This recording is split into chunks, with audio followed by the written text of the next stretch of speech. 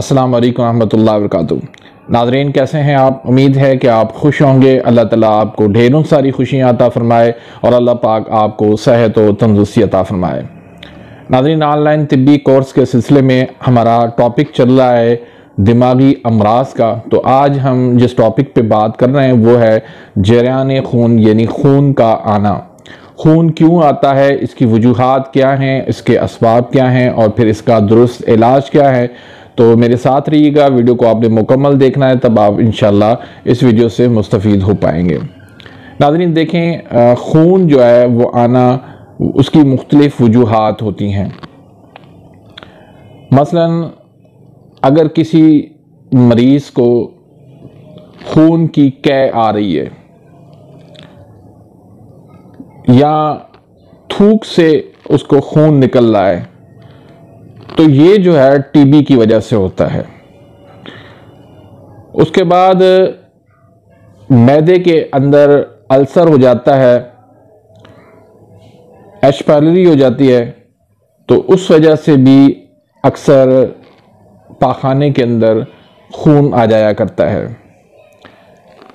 फिर बाज़ मरीज़ उनको नाक से खून आने लगता है, ख़ास तौर पर जब गर्मियां हों और खुश्क गर्मियों की मौसम हो तब।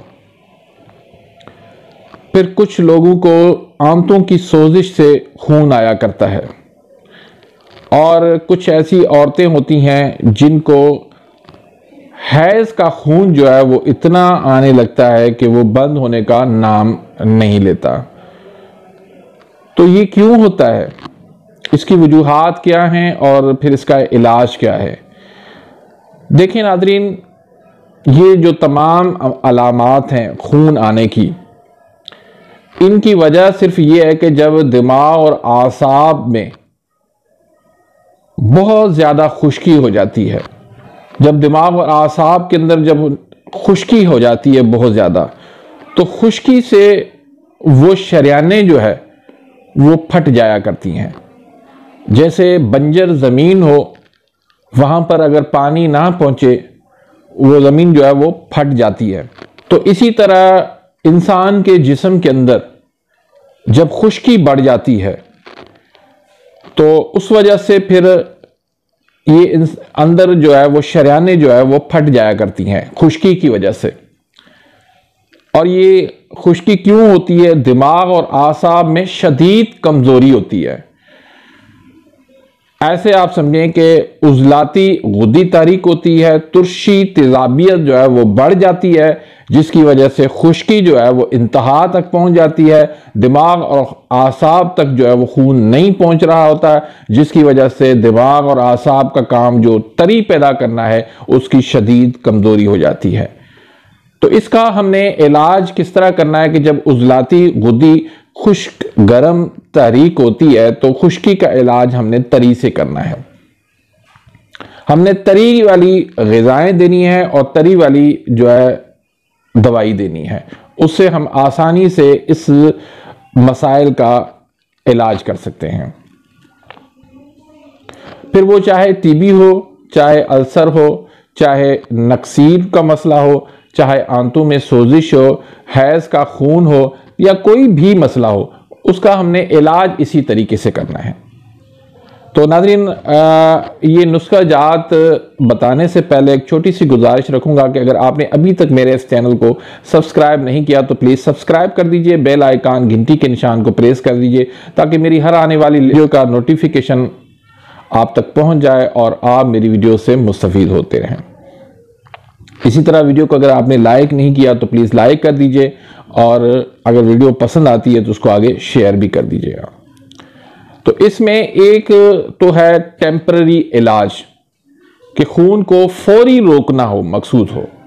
तो इसके लिए मैं आपको एक नुस्खा बताता हूं जिसको हम कानून मुफरद अज़ा में माने खून कहते हैं, यानी खून को रोकना।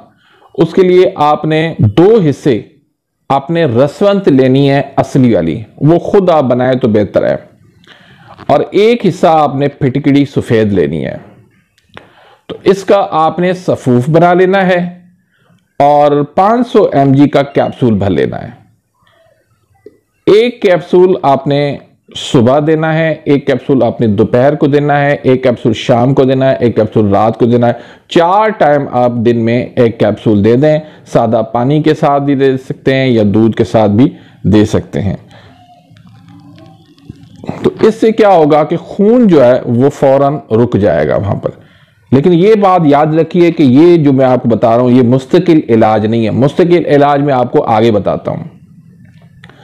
तो इस तरह से आपने उस खून को फौरी तौर पर रोक देना है। तो अब आते हैं कि इसका मुस्तकिल इलाज। खून मैंने आपको बताया कि किन वजूहात की वजह से आता है और उसके क्या असबाब हैं। तो वो उसमें एक टीबी है, अल्सर है, नक्सीर है, आंतों में सोजिश है, हैज़ का खून है, या एक और खून में भूल गया वो है बवासीर का खून।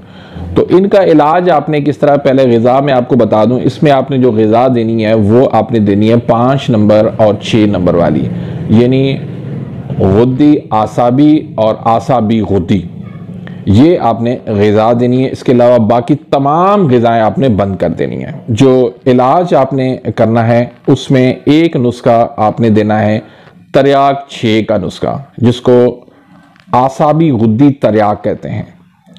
दूसरा नुस्खा है हब्बे बंदक का। तो ये 2 नुस्खे इंशाल्लाह इन तमाम अमराज के लिए काफ़ी हैं।